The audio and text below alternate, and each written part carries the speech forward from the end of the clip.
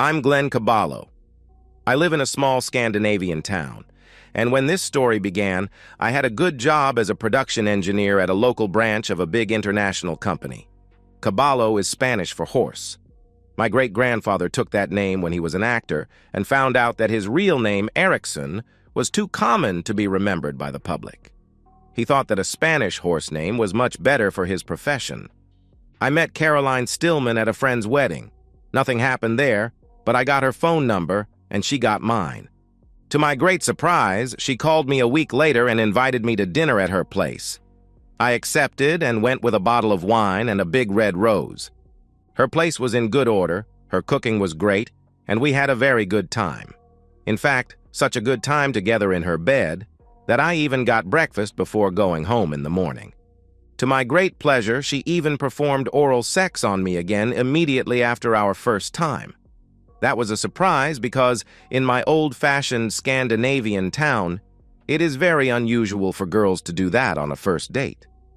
Of course, I was happy I met such a wonderful girl, which is why I continued dating her and having more great times together. After a few more dates, Caroline told me that she was in love with me and demanded that I be honest and tell her about my feelings for her. I looked straight into her eyes and told her the truth. I was in love with her too. After just 4 months, we agreed to live together in my house. A house I had been able to buy thanks to a little money from the lotto I had won. I had been lucky enough to increase that 10 times during the IT boom in the stock market. I sold everything when it was on top, invested all of it, and then used that as a down payment for a nice house. After moving in together, Caroline suggested a great wedding on the 10-month anniversary of our first date. That was okay with me. I even accepted her demands about separate bank accounts and let her print out very detailed conditions about who should pay what. Though it looked a bit weird, I accepted her suggestions mostly because that got my house protected as private property if we went our separate ways. Some small warning bells were ringing during our time together right after she moved into my house. I was an average guy and not a skilled Casanova, and that's why I had some doubts. I was concerned that if a guy like me could get laid by her after the first dinner date, what could a real skilled womanizer get Caroline to do? This is especially true if he met her on his natural hunting grounds, such as conferences, company parties, or girls' nights out. Of course, I never suspected anything had happened, and soon the warning bells switched off because Caroline and I were having a good relationship. In fact, it was much better than what many of our friends had. Caroline and I promised to keep our family out of problems, and for every divorce we witnessed among our friends, we even got closer. Caroline got pregnant, and we had our daughter, Alice. However, nobody is 100% perfect forever, and that's why we got into our first serious family problem after 8 years and 7 months together.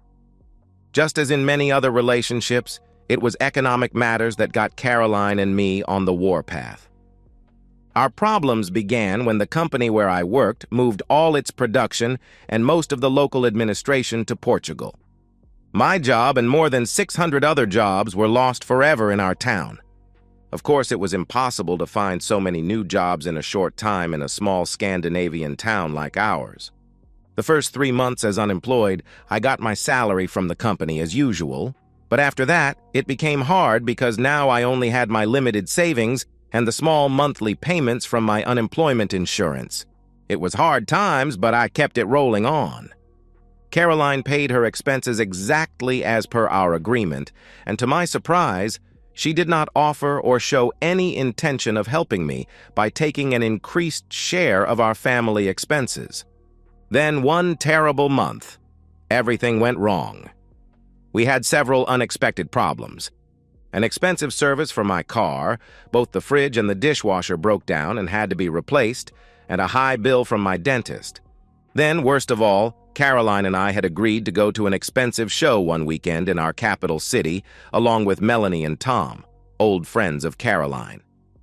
Without talking to me, Tom had bought tickets, express train tickets, and booked rooms at a 5-star hotel for the 4 of us. I knew for sure that my finances were down to 0, and even a small loan from my relatives would be necessary to pay all my bills. I had no interest in using any loan to go to a 5-star hotel and a show. Neither did I want to use any part of my last reserve, shares in a profitable company, that I intended to save for more important matters if my house got into real trouble. For very simple reasons, I had no options and couldn't afford to go to that show. I told Caroline that I couldn't afford that trip and why we had to skip it. She got furious and shouted, "Never in a million years! Not my problem if you can't afford to go and have to stay home. But I want to see that show, and I'm going with Melanie and Tom, that's for sure." I had expected Caroline to offer me some financial assistance to solve my problem for the weekend trip, but as she didn't make any attempts or volunteer to do that, I decided to swallow my pride and ask her, "You know how much I have to pay this month for all those unexpected expenses. But if you really want me to come with you to the show, could you please pay my share of the trip, and I will pay for some equal trip for you when I get a job again?" I asked her. Her chilly reply really surprised me. "I expected you to flip out.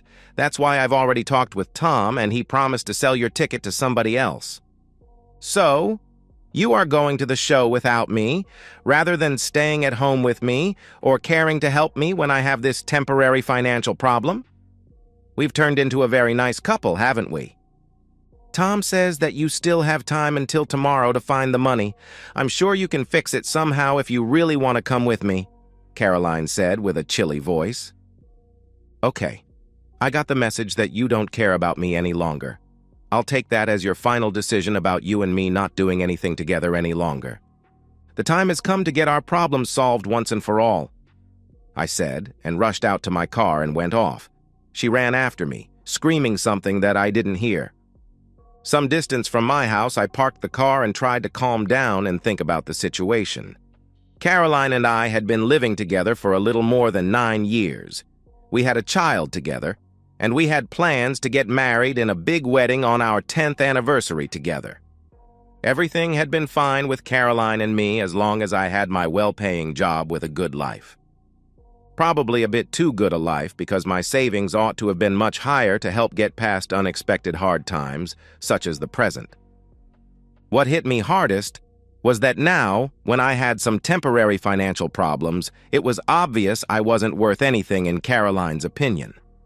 No doubt that she nowadays only regarded me as a poor guy who would cause financial problems for her. Even her interest in our sex life had suffered from the present situation.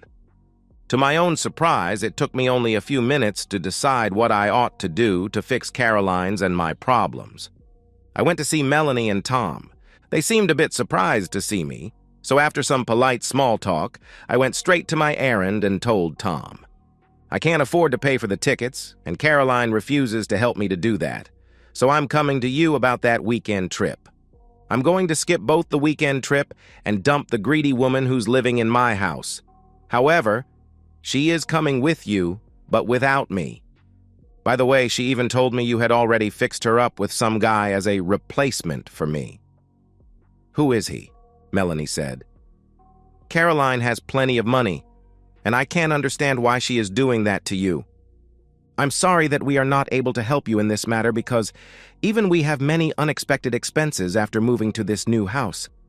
Tom's old friend, Michael Gilman, has promised to buy your share and join us," I shouted. "That womanizer is courting Caroline and will have a night in a hotel room with her after some dining and lots of wine. Does Caroline know who is replacing me?"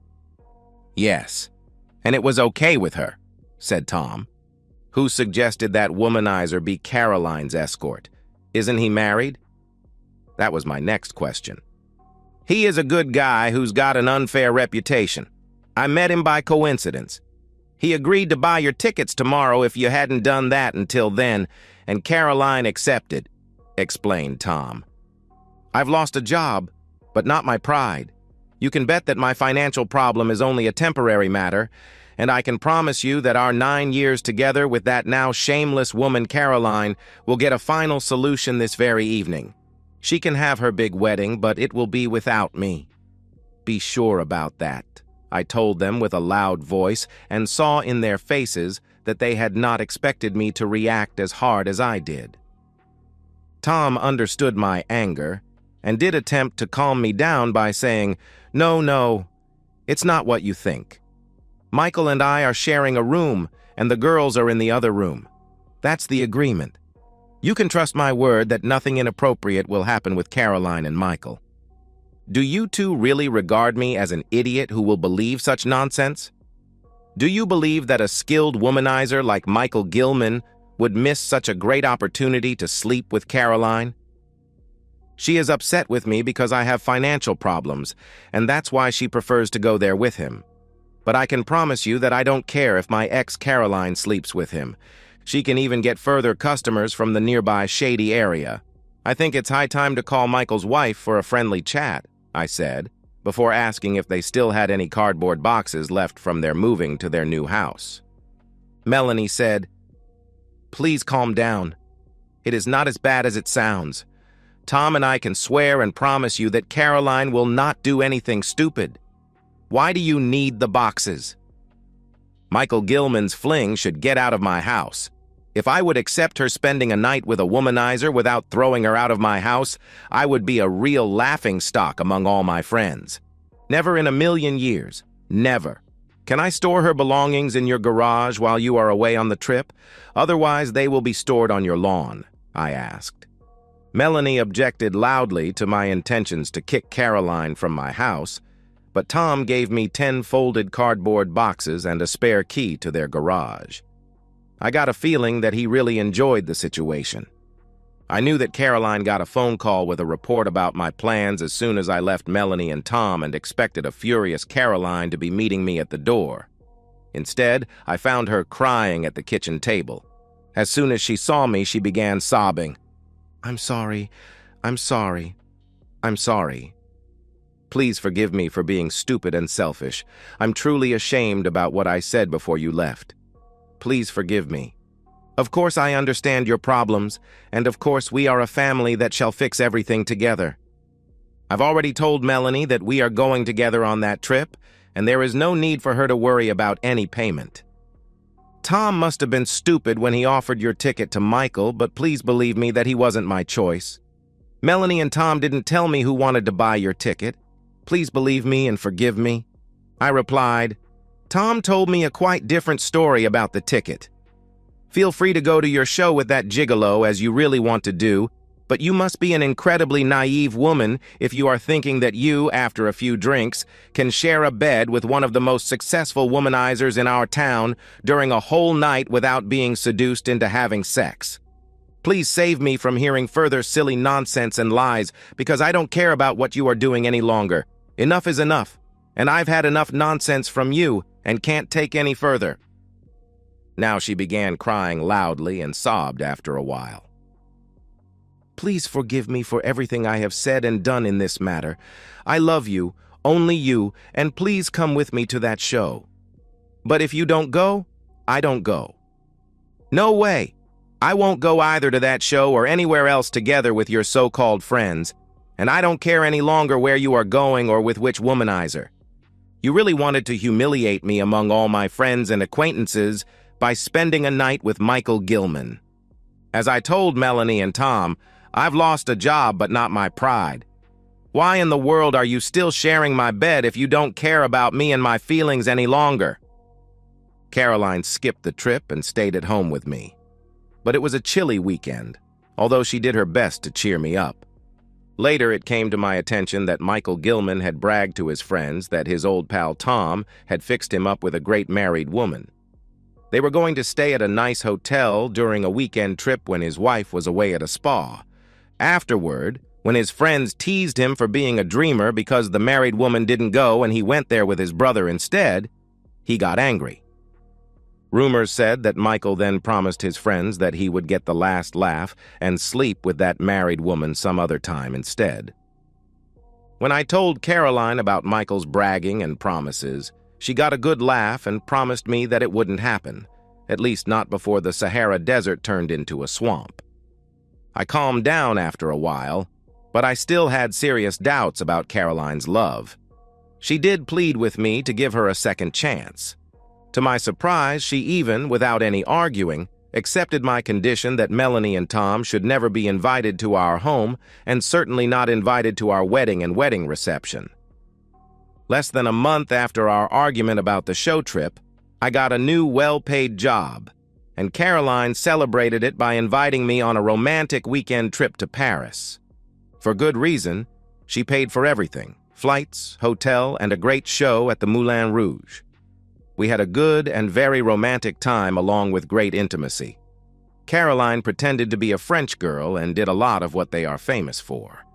Great trip indeed, but I had begun to get a feeling that our relationship would never be back to the level it had been before the canceled weekend trip with Melanie and Tom. Right, I was about that matter, and only a month later, Caroline gave me the next surprise. On Saturday morning, she told me that Melanie and she had agreed to go shopping in our county capital. It's about 80 kilometers from our town, and she needed our car for that trip. It would be without children. That surprised me, and I asked, "Why without children this time? Melanie and you are always going shopping with the children, and I'm sure that Alice needs something?" "Because Melanie will be buying a birthday present for Tom, and we are even going to many fashion shops during the busy day. It would be too boring for the kids," she replied. Our car was, in fact, my car because I paid for it. When I asked, "Why my car? Both Melanie and Tom have cars. Why should I pay for Melanie's expenses for getting a present for her husband, the man who did his best to set you up with his pal Michael Gilman?" "Because Melanie's car is out of order, and Tom had some important errands to do today. Don't worry about the gasoline, we shall pay for it," she said with a snooty voice. She was slightly better dressed than usual for a shopping trip, and had even a little more makeup than usual. That, together with my car for Melanie's shopping, gave me a strange feeling that something could be wrong. When Caroline went to the bathroom before leaving, I got the idea for a simple trick, and switched off the ring signal on Caroline's cell phone. Following Caroline to the door, I noted that she was wearing high heels. No sane woman would wear high heels during a day in an old town center with a lot of cobblestones. I gave her a hug and said, "I've got a strong feeling that something you intend to do today is really silly and wrong. I can't stop you from going where you intend to go, but please don't put our wedding in jeopardy by dating Michael Gilman today." She got ashen gray and left without any further comment. I checked out Tom on the web and found out that his 38th birthday was 71 days ahead. Hardly any reason for a big celebration with valuable presents, I thought. Living in a small town means many advantages, but also some disadvantages. Even average people can know a lot about each other, and there are even those whose main interest is to know a lot about friends and acquaintances. After the canceled weekend trip, I began to use all available sources to find out something about Melanie, Tom, and Michael. But not Caroline, because a spouse was a limit even I understood. I knew that Michael Gilman had had his driving license canceled for 3 months for speeding. Then I had even got some useful nasty gossip about Melanie that I didn't intend to spread unless Tom and she tried to ruin my relationship with Caroline. About 20 minutes after Caroline had left, I pretended that I couldn't find Alice's favorite clothes that she wanted to wear to a birthday party later that day and called Melanie on her cell phone. She replied immediately. To my surprise, I could hear her daughter and Tom arguing in the background for a few seconds, and it was obvious that she rushed into another room and closed the door behind her. Now I understood that something was really wrong. And Melanie wasn't in the car because I couldn't hear Caroline's favorite music from the car stereo. It was obvious that Melanie and Caroline weren't together. However, I pretended that everything was okay and said, "Caroline's cell phone seems to be out of order for some reason. Would you please give your phone to her for a few seconds because I have a very important matter to ask her about?" "Sorry, but at this very moment, we are at a gas station because Caroline got some problem with her belly and needed to go to the ladies' room, but I'll tell her to call you as soon as she's back again," Melanie told me with a slightly worried voice. No doubt that Caroline was alone or together with somebody else doing something I wasn't supposed to know, and Melanie was at her home acting as backup for her. but the switched-off cell phone had created an unexpected problem for them. It wasn't necessary to be an Einstein to guess what Caroline was into. A bet on Michael Gilman would be a low-odds game. What could Melanie do? Call Caroline without getting a reply. If Caroline was with Michael and Melanie didn't know his number, it would take her some time to get his number from Tom and call Michael, but it would be a problem for Caroline to call me at a reasonable time. Melanie did a good job because 8 minutes later, Caroline called me. After we had cleared up my main reason for calling her, I said, "Please give the phone to Melanie because I have some important things to say about Tom's gift." Now, Caroline sounded worried when she said, "She's in the ladies' room at the gas station. I'll ask you to call her when she is back." What are you really doing? Have you set up a camp at a gas station just out of town? Aren't you going to the county capital for shopping, or do you have other plans? Caroline switched off the call, and Melanie called me 5 minutes later. I told her, "It is obvious that Caroline and you are not together. Where in the world is she? I can bet that you are at home, and she is at some shabby hotel with that womanizer Michael Gilman at this very moment. If you are together with her, please give your phone to her for a few seconds. Otherwise, it is no doubt I'm right." Melanie's short reply was, "Go away." I didn't go there, but I called her husband Tom. Melanie confessed that she is a backup for Caroline who pretends to be shopping with her. But I can bet that Caroline is with Michael Gilman at this very moment. It is high time for you to skip all nonsense and tell me the whole truth. Tom replied, "Calm down, man. Why should I care about what your unfaithful partner is doing?" "Because I do care about your unfaithful wife. Ask her why Anders is bragging that he got her to sleep with him 2 years ago at their union conference trip at that famous spa on the West Coast," I answered. Tom and I had not been friends since my canceled weekend trip, and had not even talked since then. He had tried to set up Caroline with his friend Michael, and he was involved in Caroline's doings at the present time. In my opinion, he couldn't blame me for telling him the truth about his wife, though he refused to tell me the truth about my spouse. 10 minutes later, a furious Melanie called me and accused me of destroying her happy marriage. I told her that the only thing I had done was to get even because she had assisted Caroline in canceling my planned wedding. If she had immediately told me about Caroline and Michael during my first call to her, she would still be a happy wife. Then she shouted, "Go away and take your unfaithful partner and child with you." That line hit me hard. Really hard indeed. I called Caroline's cell phone, and now she took the call. I asked her, "Melanie just rang me and said that Alice is an illegitimate child. Is that correct?" She must have gotten a shock because she screamed, "Why did she say that to you?" "Because Michael Gilman and you have messed up even her marriage, I presume. Why don't you ask her?" I replied. A call to Michael Gilman's wife gave me his cell phone number and the information that he was playing golf. I rang the mentioned number, and when Michael replied, I told him, "Caroline Stillman's spouse is searching for you with a shotgun." Those 2 calls ought to calm down the 2 lovebirds for a while. I found a private laboratory on the web and ordered a DNA test kit. Caroline returned back home less than a half hour later and shouted at me, "Have you gone totally mad for threatening Michael Gilman with a shotgun and accusing both Melanie and me of cheating?" I told her, "Shotgun? What shotgun? I've never owned a shotgun. Tom teased me for living together with an unfaithful partner. He didn't care about our relationship when he accepted that his own unfaithful wife would be a backup for you in your cheating today. He had to pay just as some holy men say, an eye for an eye, a tooth for a tooth. Don't blame me. Even I'm a victim in this nonsense." Michael Gilman's wife got very angry when I told her I knew about Caroline and her husband. She said that Michael had had several chances, and now it would be an end for him. Then our neighbor, Dan Olson, who is some kind of section boss at the local police, rang our doorbell and asked if he could come in for a small talk. I had no objections, and we sat down at the kitchen table. He asked me if I had been out hunting, and I told him the truth that I had been a babysitter at home the whole morning because Caroline had our car for a shopping trip with her friend Melanie Lindan. Then I said the truth again, that hunting wasn't my game. I had never owned any weapon, and I didn't have any plans for purchasing any either.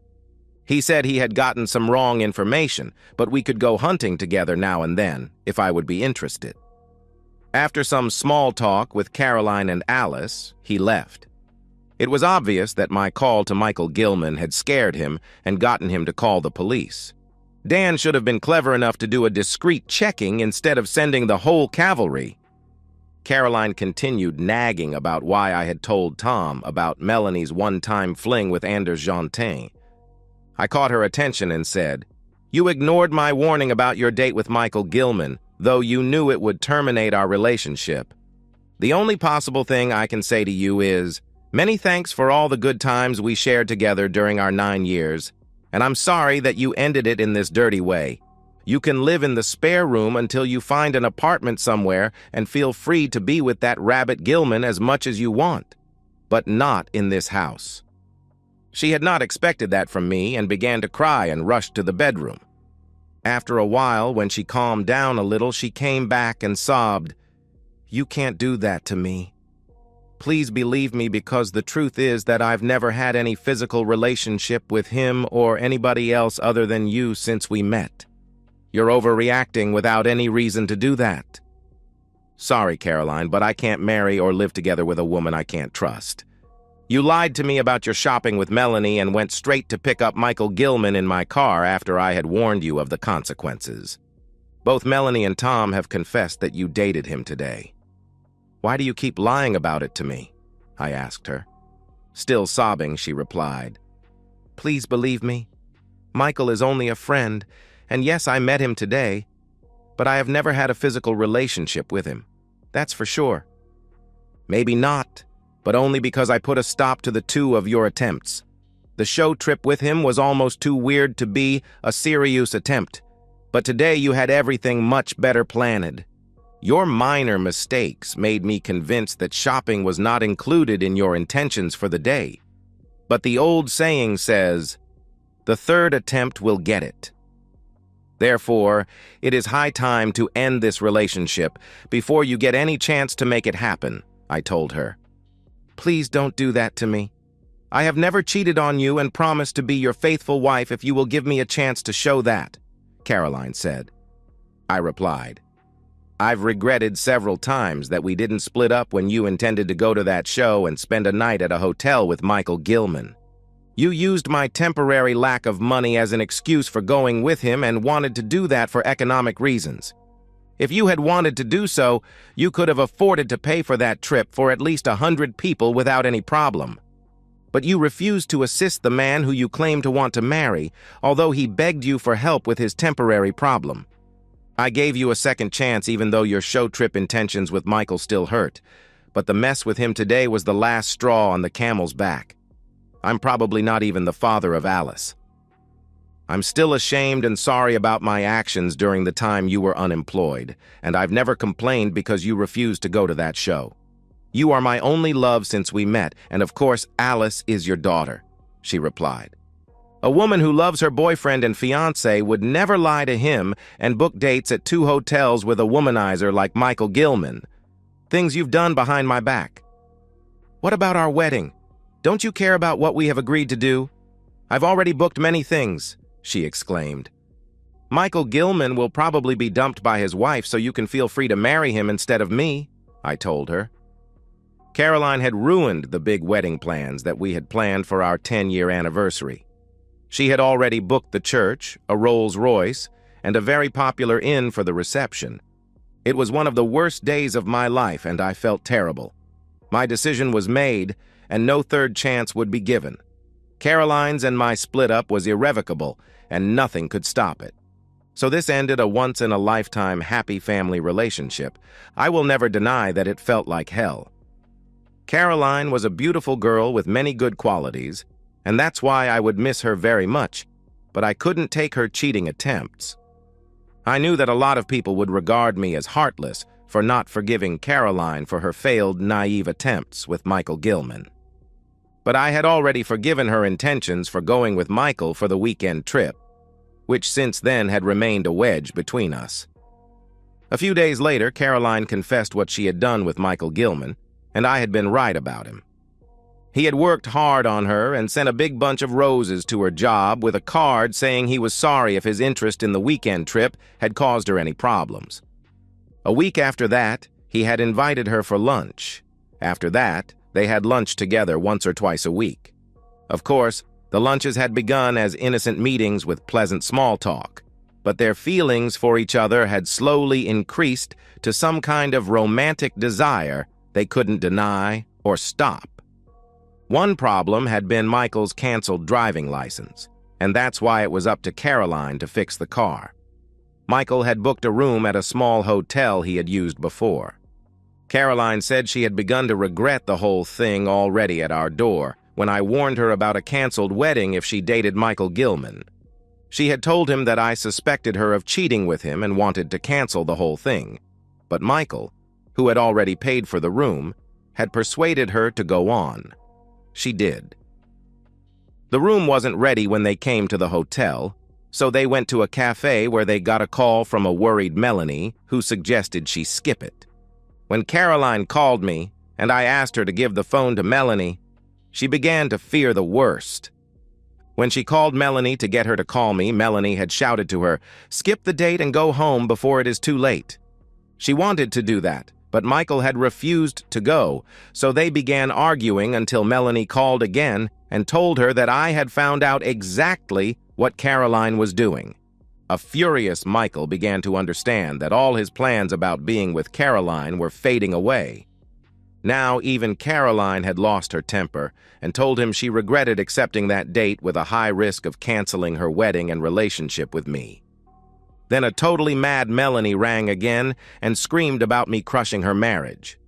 My last call, with questions about if Alice was an illegitimate child, had caused her to scream in despair and begin running to get the car.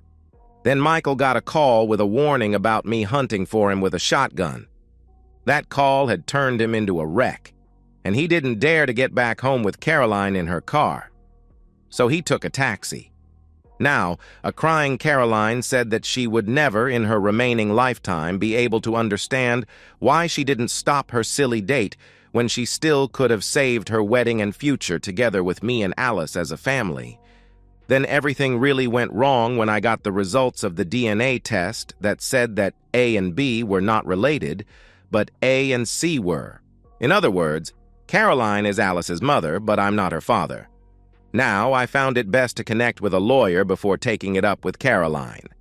Now, when the game was over, a shameful Caroline preferred to confess to me at home rather than in court about how she came to be pregnant and who did it. She was off the pill when we were doing our best to get her pregnant. During that time, she had been at a conference, and after a jolly party, she had spent a night together with Nicholas Albertson, a handsome married man with 3 children. Neither Caroline nor I had ever suspected that I wasn't the father of Alice. My lawyer began the long legal process to get Nicholas Albertson to pay my money back and take over the payments until Alice turned 18 or 25 if she went for higher education. A shared custody for Alice was out of the question, but Caroline and I agreed that she could see me as much as she wanted and keep her room at my house. I wasn't her real dad, but I was the only dad she knew, and I would always be there for her.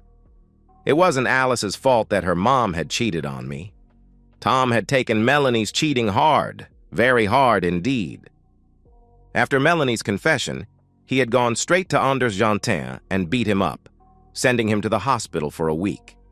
Because Tom's vengeance was witnessed by Jantin's wife and his 2 children, it would be very difficult for Tom to avoid spending a few months in jail. Caroline earned a new nickname, Divorce Queen, because her failed attempts to cheat on me with Michael Gilman caused 5 divorces, what at least in our town was the best-known top score for a failed cheating group. All these people split up, Melanie and Tom, Alice's father, Nicholas Albertson, and his wife, Melanie's conference lover Anders Jantan and his wife, Michael Gilman and his wife, and of course, Caroline and me. I suppose that it will be a rotten time for all involved, though time will probably, sooner or later, heal the wounds for all of us. After all, nowadays, we are not alone with such experiences, far from that, because almost half of the population has been through a divorce. My family had no winner but 3 losers, and I was very sorry about the problems we had caused for Alice, who continued to spend more time with me at her old home than in Caroline's new apartment. She paid a high price for what Caroline had done. As far as I was told, Caroline was still hoping that I would forgive her and take her back. I didn't feel well after all the nonsense I'd been involved in such a short time. Losing my job, financial problems, Caroline's cheating attempts, parting from her, and worst of all, being thrown in my face that I wasn't the father of my daughter. Though I'm getting some invitations from interested females, I have not dated any girl yet, probably because I'm still mourning my lost family, which hurts like hell. Through a lot of thinking, I still can't understand how Caroline could be so eager to get a date with such a womanizer as Michael Gilman. That she, even after my serious warnings, didn't hesitate to risk and dump our wedding and everything we had together. One of the strange mysteries in this sad story is that now, when both Caroline and Michael are free and living on their own, they have lost all interest in each other and have not dated at all. The only sure thing I know is that though Caroline Stillman is a lovely girl, she will never be my loving wife. And that's the end of today's story. If you enjoyed it, please give this video a thumbs up and drop a comment below. Your support helps the algorithm push my content further. If you're new to the channel, don't forget to hit that subscribe button. It really helps me keep creating more stories for you. Thanks for watching, and I'll see you in the next one.